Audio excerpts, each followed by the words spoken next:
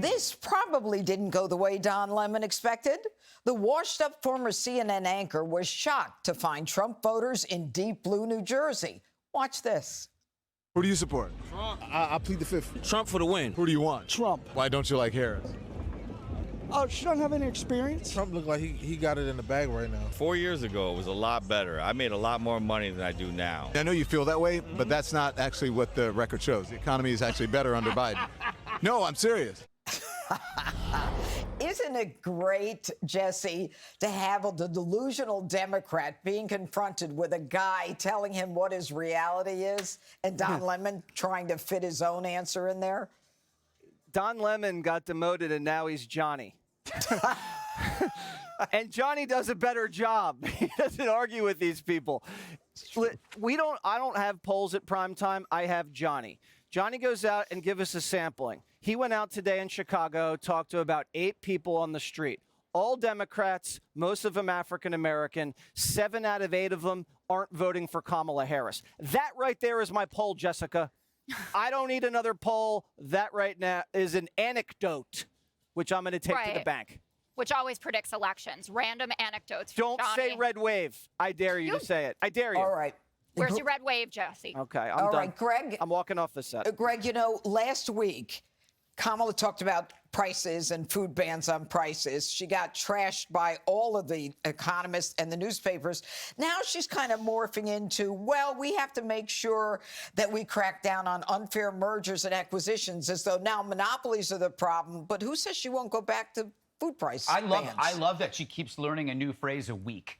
I don't know if you noticed it, but this week it was return on investment. Yes. Remember, it was price gauging.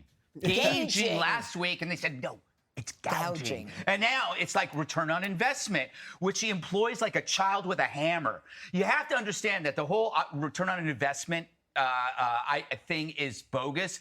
It's what Mayor Adams used to push the debit cards for illegals. Oh, but they're going to take this free money and they're going to spend it, and it's going to go back into the economy. Return on investment. That's how it works. But it doesn't count the opportunity costs of the people who had that money in their bank accounts before, right? So the thing is, they pretend like this money, when used later, will have the same value of the money now. But because of the excess spending, it will actually be worth less. So there has to be a question. Ask Kamala. One reporter could do this. What is the opportunity cost when you take money from us now? Where does this money go? How does it come back? Is it the same amount? And see her head explode like a big giant pimple. You know, Jessica, one of the things that Kamala hasn't done is she hasn't explained how she's going to pay for all these benefits, not to mention student loan has been knocked down by the Supreme Court, $25,000 for new homeowners, new child care credits, all of the other stuff that she says she's going to do. Doesn't she have to explain who pays for it? Well, I think that she can explain who pays for it, and this relates to the return on investment point that Greg was talking about. So with the child tax credit, for instance, when we had the child tax credit, childhood poverty, oh, I just lost my earpiece, dropped by over 50%. So what happens when people are less poor? Then they need less entitlements. So they're not going to be getting SNAP benefits, for instance. They're not going to be getting more money from the government to support them because they're going to be better off. And that's how the ROI on that works, for instance. The $25,000 for your down payment, I know that people, the landlords, people are trying to sell their apartments, are going to increase the price by $25,000 there as well. She's acknowledged that it's good for them, and it's also good for the buyer to be able to get on the property ladder. And when she talks about home ownership, which is something that we all aspire to, right, Jesse? I wasn't paying attention. What did you just say? You're really an incredible jerk sometimes.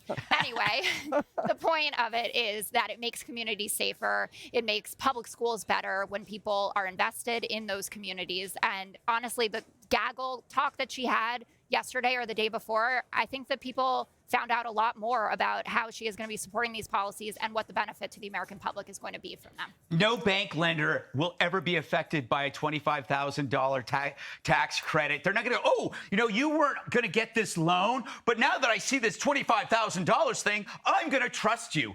You're going to be able to pay off this loan. Doesn't work like that, Jessica. All it does is increase the price of the home. And what about the 2008 problem that we had with people buying homes who couldn't really afford them, Dana? Yeah, well, there's a lot there. I have 20 seconds to speak. So I'll just say that if Don Lemon goes out to get people to give him their opinion, he should just take it and learn from it, because trying to tell somebody, but actually the numbers on the economy are good, you're just going to get laughed at. That's what happened. All right, ahead. Just how phony is Kamala Harris? Her campaign is now staging Dorito handoffs. Click here to subscribe to the Fox News YouTube page to catch our hottest interviews and most compelling analysis. You won't get it anywhere else.